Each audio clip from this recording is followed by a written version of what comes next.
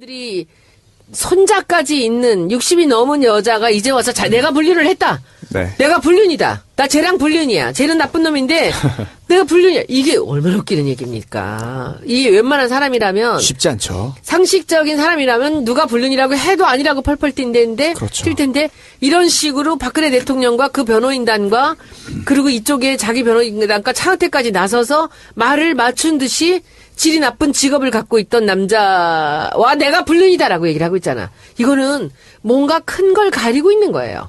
다른 것들 얘기들 못 꺼내게 보지 못하게 이쪽으로 계속 이렇게 몰고 있는데 저는 느낌에 그렇습니다.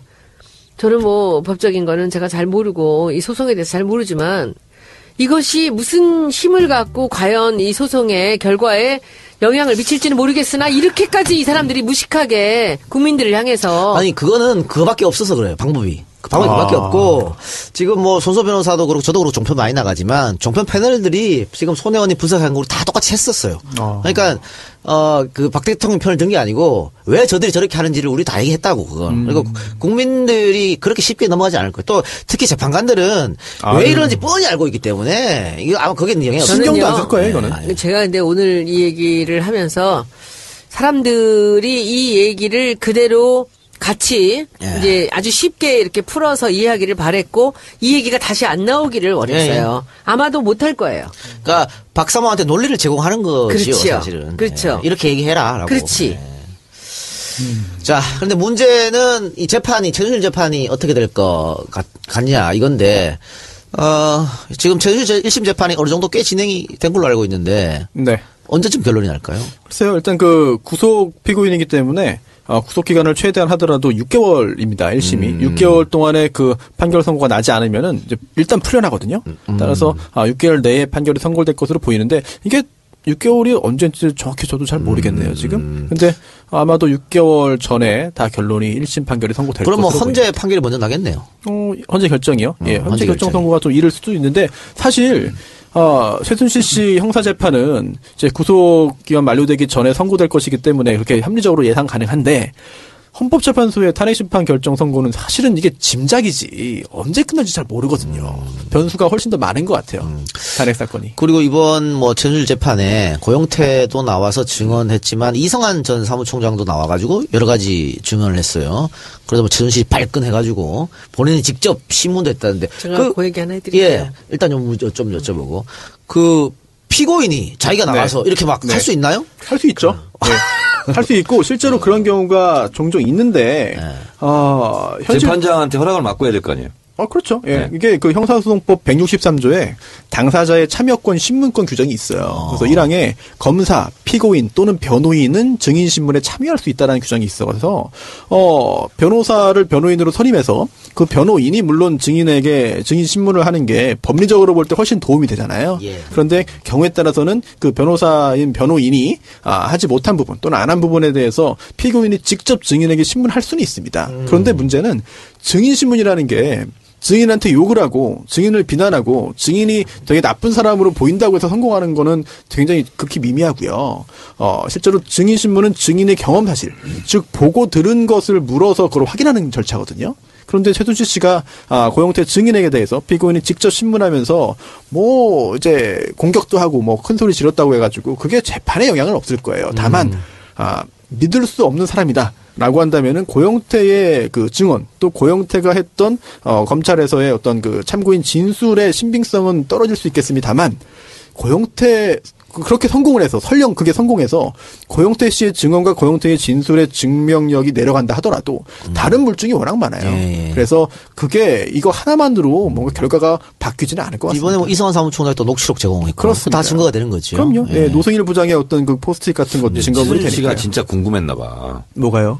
그 이성한 총장 만날 때 어떻게 핸드폰 녹음했냐고? 다 뺐고 다 했는데 도대체 뭘로 녹음한 거야? 그걸 어저께 알았잖아. 왜 어저께 재판장에서 궁금했던 거야 그게. 그것 때문에 잘 못 잡겠다. 어떤 줄 아는 거야. 녹음기 안에 있었어요. 그 핸드폰을 녹음한 게 아니라 녹음기로 네. 따로 사서 갖고 간 거지. 간단한 거 아닙니까? 그러니까 그걸 제가 이제 그 얘기를 해드릴게요. 예. 제가 이성한 씨를 만났거든요. 벌써 한 달 전에. 예. 만났는데, 묵치 파일이 한 50개 정도 있대요. 50개가 있는데, 이제 그 고수부지 얘기를 하더라고요. 고영태를 통해서 최순실이 만나자고 연락이 왔답니다. 근데 갔는데 그 고영태가 전화기를 내놓으라 그러더래요. 그래서 이제 얘가 워낙 녹취를 좀 하고 그러니까 서로 못 믿는 사이예요. 둘이 서로. 그러니까 내놓으라 그래서 그걸 줬는데 이제 얘가 그 작은 그 소형 녹음기를 갖고 다닌 거야, 애들. 그러니까 이것을 뺏을 줄 알고 주머니에다가 그 소형 녹음기를 갖고 있었던 거예요. 그래서 녹음을 했다고 그 녹취를 갖고 있다고 그러더라고요. 그런데 최순실은 이 전화기를 뺏었기 때문에 절대로 녹음은 못했다라고 생각을 한 거예요. 그런데 나는 궁금한 게 하나가 네. 어저께 같이 그 최순실이 고영태나 이성환이한테 그렇게 감정적으로 덤벼들고 한 것이 자기한테는 손해 아니에요? 그때 지금 이판사판인 것 같아요. 실제로 그 특검 나오면서도 그렇게 소리 지를 정도인데 지금 뭐 그냥 하고 싶은 대로 다 하는 것 같은데요. 누구도 통제 못하는 것 같습니다.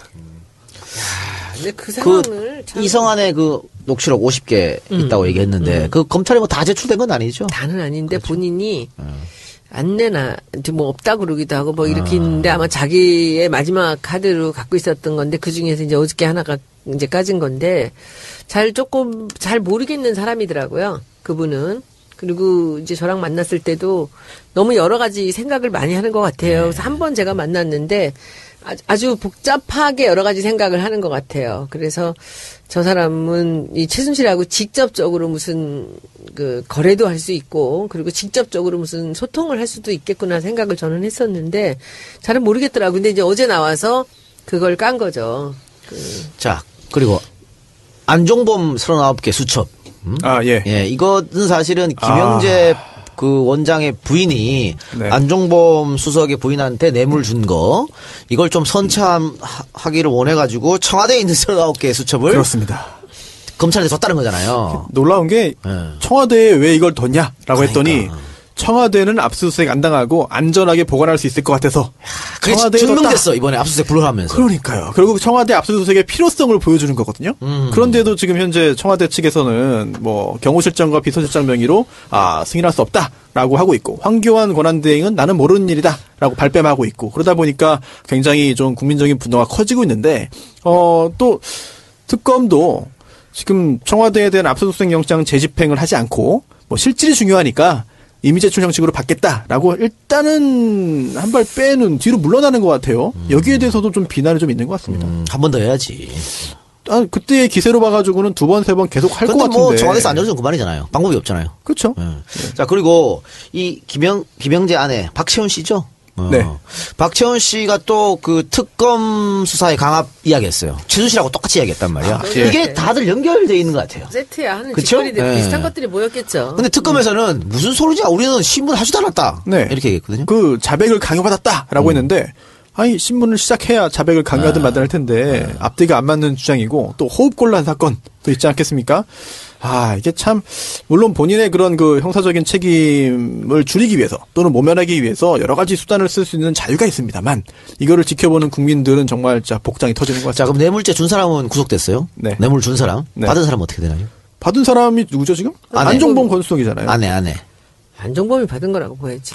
왜냐면은 이게 작가님도 저번에 잘 한번 말씀을 해주셨던 것 같은데 그 받은 사람이 다를 경우에 이제 안종범 전 수석의 그 배우자가 받았다면은 배우자는 공무원 또는 중재인이 아니잖아요. 뇌물을 받을 수 없는 사람입니다. 뇌물죄의 그 주체는 아니거든요. 그런데 이렇게 뇌물죄로 뇌물 공여자가 구속된 걸 볼 때 안종범 전 수석이 받은 걸로 본 것 같아요.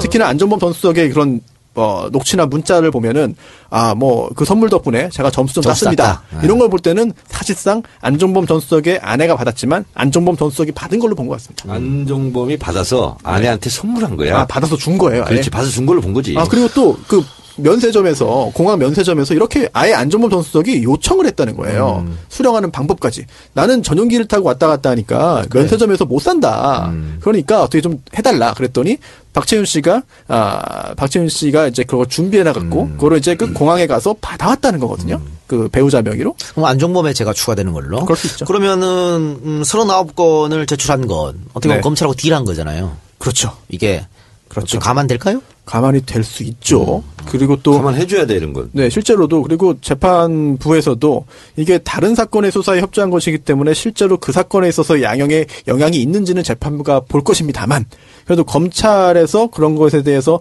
재판부에다가 이야기를 하면 가만히 될 가능성이 있겠죠. 야, 근데 39건에 또 어떤 얘기가 있을지 좀 궁금하기도 해요. 네. 검찰에서 일부분만 얘기했지 지금 다른 건 얘기 안 한 거잖아요. 네, 그렇죠. 마지막인 다 얘기할까?